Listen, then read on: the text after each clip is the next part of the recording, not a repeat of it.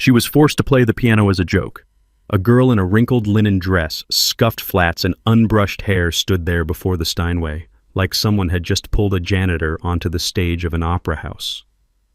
The room paused. 3 seconds of silence. Then erupted in soft laughter, whispers, and condescending stares. Seriously? She's going to play?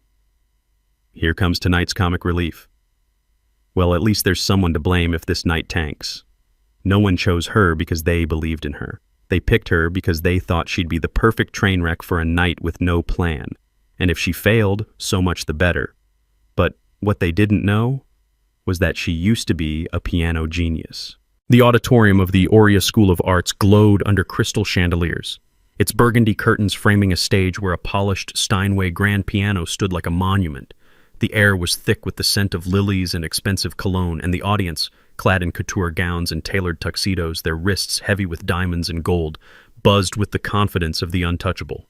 This was Aurea's annual gala, a Chicago night where art and power collided, drawing music moguls, billionaire donors, and reporters hungry for a scoop. The guest list was a fortress of exclusivity: tech tycoons, celebrity artists, and influencers whose posts could make or break careers. Outside, security in black suits kept paparazzi at bay, and How Aurea Gala was trending globally before the first glass clinked. This wasn't just an event, it was a battlefield for status. Lena Hart slipped through a service door, her faded linen dress, soft gray, creased from a day's work, catching faintly on the frame. At 36, she was striking in her simplicity. Warm hazel eyes, dark hair tied in a loose bun with strands escaping, and a quiet grace that seemed to calm the chaos around her. Her scuffed flats whispered on the marble floor, and her crossbody bag held cleaning wipes, a notebook, and a worn photo of her mother. Once she'd been a prodigy, her fingers commanding concert halls at 15, accepted into the Viridian Academy with a full scholarship. But her mother's accident, a drunk driver that left her paralyzed, changed everything. Lena walked away from her dreams to care for her, taking this janitor job at Aurea to cover medical bills. Her wealth, a multi-million-dollar trust from her late father's software patents, sat untouched in accounts she never spoke of. She didn't need Aurea's respect. She needed to survive. Backstage, panic was a living thing. The gala's headliner, a renowned pianist named Marcus Reed, had been hospitalized after a car accident, leaving the centerpiece, Liszt's Hungarian Rhapsody No. 2, a piece so demanding it could break even the best, in ruins. The director, Evelyn Pierce, a sharp woman in a black velvet gown, her blonde hair swept into a chignon, barked orders at her assistant Lucas, a jittery man clutching a tablet. "We can't cancel," she hissed, her voice cutting through the din. "The donors are here. The press is here. Find someone." The staff scrambled, their voices a frantic hum. "No one can play Liszt on 0 notice," Lucas muttered, his tie askew. "We're toast." Lena, quietly wiping down a railing, overheard the chaos. Her fingers paused, the cloth still in her hand, as Liszt's chords echoed in her mind. She'd mastered the Rhapsody at 17, its ferocious runs and delicate trills, a language she still spoke. A young student, Sophie Clark, a violinist with kind eyes and a simple navy dress, noticed Lena's stillness. Sophie, one of the few at Aurea who smiled at Lena, stepped forward. "Miss Lena," she said, her voice piercing the noise, "she can play." The room erupted in laughter. Evelyn spun, her eyes narrowing as they landed on Lena. "Her?" she scoffed, loud enough for the staff to hear. "The mop rat? Please." Lucas smirked, tapping his tablet. "Let her play. It'll be hilarious." Professor Diane Monroe, her silk scarf fluttering, chimed in. "At least we'll have someone to blame when this crashes." The staff's jeers swelled, sharp and cruel, as they gestured toward the stage. "Go on, janitor," Diane said, her tone dripping with mockery. "Show us your talent." Lena's grip tightened on her cloth, the only sign of tension in her composed posture. She met Evelyn's gaze, her hazel eyes steady. "I can play," she said softly, her voice clear despite the scorn. Evelyn's lips curled into a sneer. "Play, or you're gone from Aurea for good," she said, her words a gauntlet. "Prove you're more than a rag, or don't come back." The staff parted, their smirks a silent dare as Lena set down her cloth and walked toward the stage. The auditorium's lights burned bright, exposing her wrinkled dress, her unbrushed hair, her lack of polish. The audience, seated and sipping champagne, murmured as she appeared, their whispers a rising tide of disdain. "Is that the help?" A donor named Edward Vance, his cufflinks glinting, muttered. "This is a gala, not a charity case," his wife, in an emerald gown, hissed. A reporter, Tara Klein, her phone out, snapped a photo captioning it, "Oria's desperate. Janitor on stage." The crowd's laughter grew, soft but vicious. A student in the balcony, Ethan Ford, shouted, "She's gonna bomb!" Phones flashed, framing Lena as a punchline before she could sit. She stood serene, her shoulders back, as if their stares were just another mess to clean. Evelyn took the stage, her velvet gown catching the light as she grabbed the microphone. "Ladies and gentlemen," she said, her voice booming, "due to an emergency, we've made a bold choice." She gestured at Lena, her smile venomous. "Meet Lena Hart, our janitor, who claims she can play Liszt. Let's give her a chance, shall we?" The crowd roared with laughter, some clapping mockingly. "This is pure gold." Tara's livestream hit 5,000 viewers, comments flooding. "What a joke! Oria's finished." Lena's dress seemed to shrink under the spotlight, her flats scuffed against the stage. She didn't flinch. She walked to the Steinway, her steps measured, and sat. The audience leaned in, their whispers sharp as knives. "She's shaking," a gallery owner named Victor Crane muttered, his Rolex flashing. "Bet she can't play a note," his wife, in a pearl choker, giggled. Ethan, his phone filming, called out, "Play chopsticks, sweetheart." The laughter swelled, a chorus of scorn. Lena's hands hovered over the keys, her hazel eyes closing briefly, as if summoning a buried fire. The crowd's jeers grew louder, someone shouting, "Get off the stage!" Tara's livestream hit 10,000 viewers, her voice gleeful. "This is Lena Nobody, thinking she can save Oria's gala," she mocked, zooming in on Lena's wrinkled dress. "Total loser vibes. Bet she's fired by midnight." Comments exploded. "Humiliating. End this." Lena had endured worse.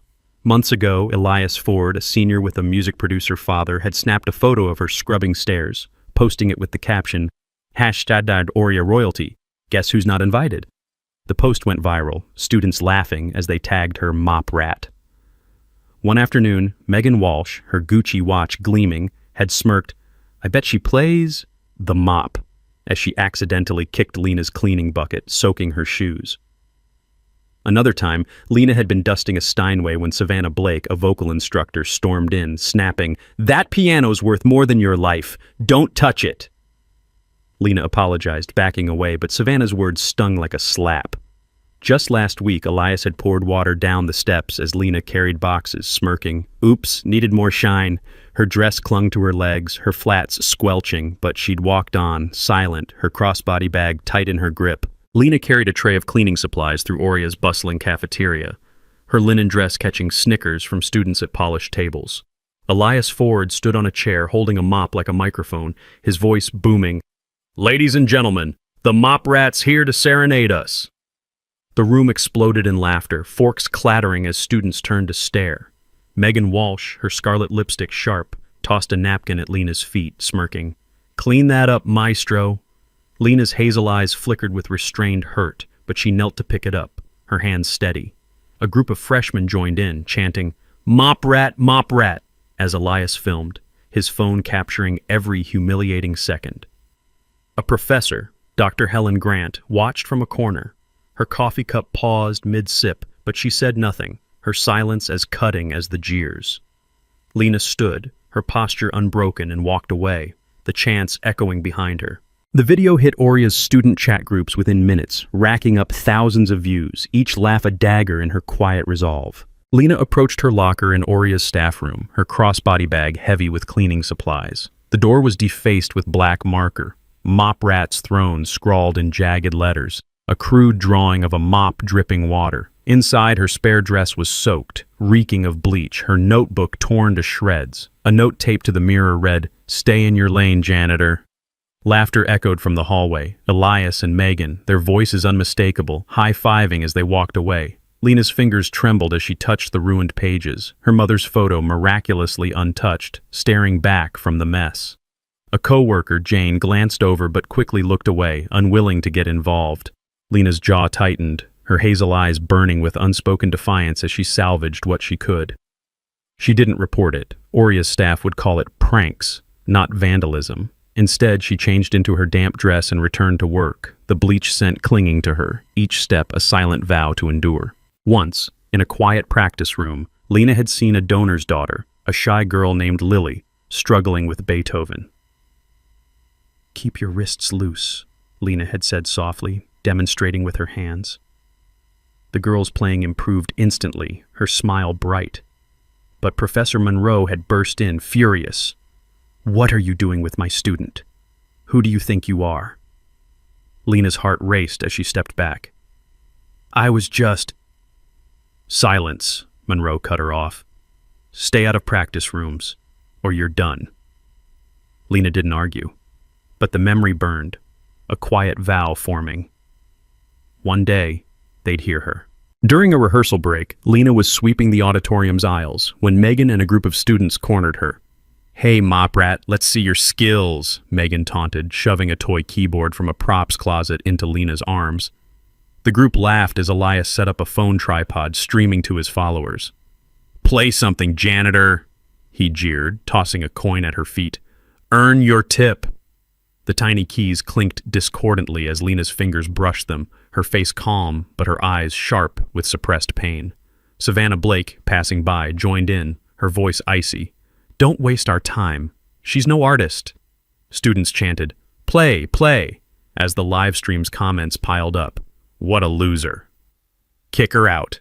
Lena set the toy down gently, refusing to engage, but the crowd's laughter followed her as she resumed sweeping, their cruelty a weight she carried silently.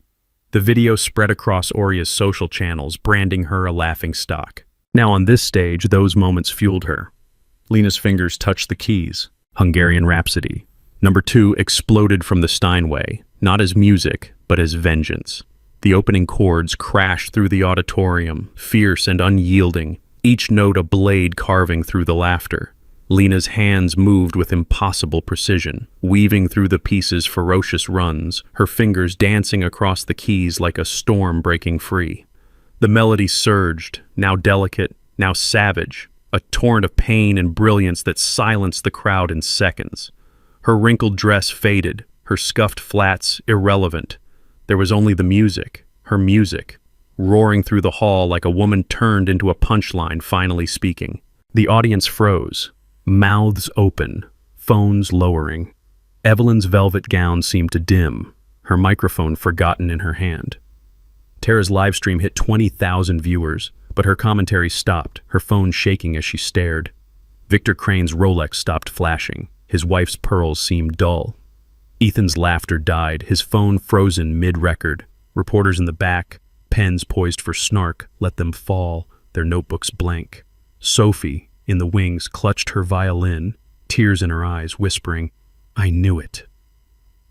The music built, Lena's fingers a blur, the Rhapsody's climax a wildfire that burned away every whisper, every sneer. Lena played as if the keys were her voice, each note a piece of her story. Her mother's accident, her lost dreams, the years of mopping floors while Oria's elite spat on her. The auditorium was hers now, the crowd no longer mocking but awestruck, their breath held as she owned the stage. The final chords rang out, a triumphant roar, and Lena's hands stilled. Silence gripped the room, heavy and absolute, before the audience erupted into applause, a tidal wave of respect. Standing ovations swept the hall, donors rising, reporters scrambling to rewrite their stories. Tara's live stream hit 50,000 viewers, comments screaming, "She's a genius!" "Oria's saved!" Lena stood, her hazel eyes calm, her dress still wrinkled and bowed slightly, her grace unshaken. Backstage, Evelyn's face was ashen, her gown no shield. How did you—" she stammered, but Lena didn't answer. She walked past, her flat silent, as Lucas clutched his tablet, muttering, "She's the real deal." The crowd's cheers followed her, a sound she didn't need but had earned. Sophie ran to her, hugging her tightly. "You were amazing, Ms. Lena," she said, her voice breaking. Lena smiled, soft but fierce. "Thank you, Sophie," she said. for believing. But the night wasn't over. As the applause still echoed, the auditorium doors swung open with a thud. A man strode in, his presence like a thunderclap, tall, broad-shouldered, with piercing blue eyes and salt and pepper hair. His charcoal suit was tailored to perfection, but it was his aura, calm, unyielding, that silenced the whispers. This was Daniel Vaughan, the billionaire founder of Vaughan Tech, a $12 billion empire built on AI and green energy. He was a shadow in the public eye, his name whispered in boardrooms, his face rarely seen. The crowd gasped, reporters leaning forward. "That's Daniel Vaughan?" a donor whispered. "He never shows up." Daniel walked straight to Lena, who stood near the stage, her crossbody bag in her arms. His eyes softened as he reached her, his hand brushing her shoulder. "You okay, Lena?" he asked, his voice low, meant only for her. She nodded, her smile warm. "Always, Dan." He turned to the crowd, his hand on her back, and raised his voice, each word a blade. "This is Lena Hart," he said, his tone ironclad. "My wife, and the heart of everything I've built." A collective gasp ripped through the auditorium. Evelyn's jaw dropped, her gown suddenly garish. Diane clutched her scarf, her face pale. The crowd's shock was palpable, phones flashing as Tara's live stream hit 100,000 viewers. Comments screaming, "She's his wife? They're done!" Lena stood beside Daniel, her silence louder than any speech. She didn't need to defend herself, her grace did that. Daniel's gaze swept the room, pinning Evelyn, Diane, Elias, Megan. "You mocked my wife," he said, his voice hardening. "You called her a mop rat, humiliated her for sport, but Lena's worth more than all of you combined." He nodded to a woman in a sleek gray suit, Clara, his chief of staff, her tablet glowing with data. "Clara, pull Vaughan Tech's funding from Aurea. Every grant, every donation, gone, effective now." Clara's fingers flew, her face a mask of focus as the crowd gasped. Evelyn stammered, "Mr. Vaughan, please, we didn't know." Daniel cut her off, his eyes like steel. "You didn't need to know. You should have treated her like a person." The screen above the stage flickered, showing Vaughan Tech's $60 million in annual grants to Aurea vanishing in real time. Donors clutched their champagne flutes, their wealth tied to Aurea's survival. Elias's face paled, his music dreams crumbling. Megan's phone slipped, her live stream cutting off. Diane sank into a chair, her career in ruins. The reporters went wild, headlines forming, "Billionaire pulls Aurea funding over janitor's triumph." Lena watched, her crossbody bag still in her arms, her silence a testament to her strength. But the crowd's cruelty hadn't gone unnoticed. Days before, Elias had cornered Lena in a hallway, his phone out, filming as he taunted, "Smile for the mop rat montage." The video, posted to his 50,000 followers, had racked up likes as students commented, "She's nothing. Ban her." Now that clip resurfaced, shared by an anonymous account, and the internet turned on him. His music label dropped him, his father's name no shield. Megan's mop comment, caught on a student's phone, went viral, her influencer deals canceled as hashtag Mopgate trended. Savannah's rant about the Steinway, recorded by a passing staffer, cost her her job, her reputation shredded. Diane's outburst at Lily's lesson, overheard by a donor, led to her suspension, her silk scarf no defense against the public's outrage. Tara's live stream, meant to bury Lena, backfired spectacularly. Her comments section turned against her. Sponsors pulling out as hashtag Cancel Tara trended. Elias Ford's mop rat video became his undoing. Shared by a whistleblower, it racked up millions of views, but now with comments like, "Disgusting bully," and "Cancel him," his label dropped him, citing brand misalignment, and his father's production company distanced itself, leaving him without a safety net. At a press conference, Elias stammered, "It was just a joke," but the crowd booed, and a reporter shouted, "How's it feel to be the punchline now?"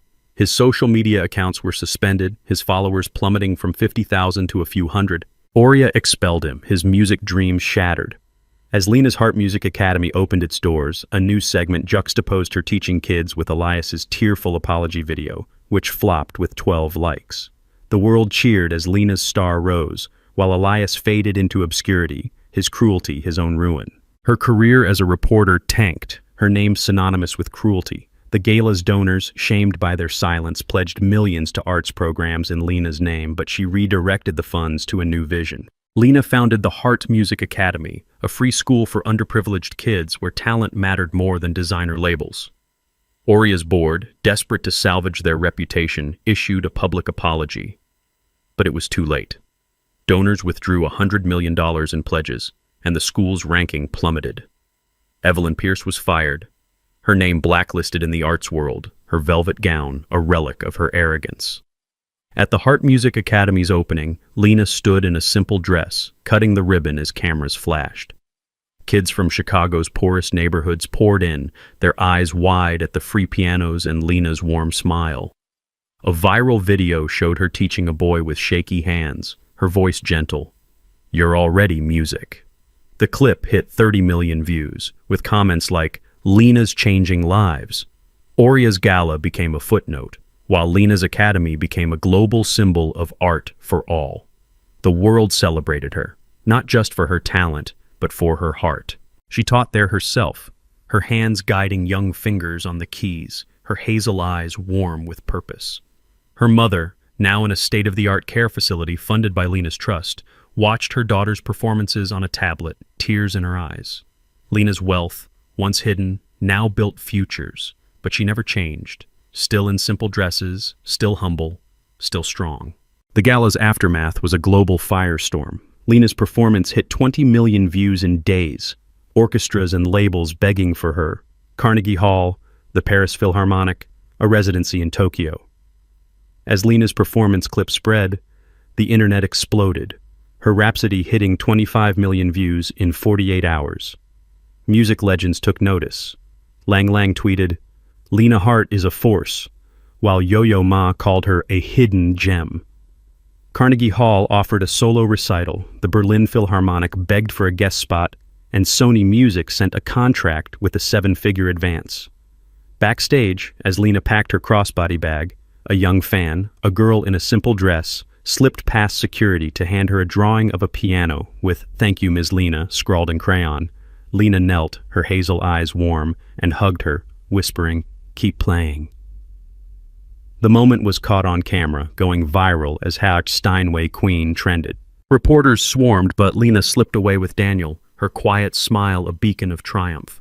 The world saw her not as a janitor, but as a genius who'd reclaimed her stage. Her linen dress became an icon, her story trending as the Steinway Queen. Oria's reputation crumbled, its board scrambling to save face, but the world had moved on, captivated by the woman who'd turned mockery into music. Daniel and Lena left the gala hand in hand, her flats clicking on the marble, his suit a shadow beside her.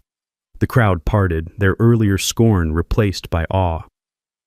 Evelyn collapsed into a chair, her gown crumpled, muttering, "We're finished." Elias's phone dropped, his future gone.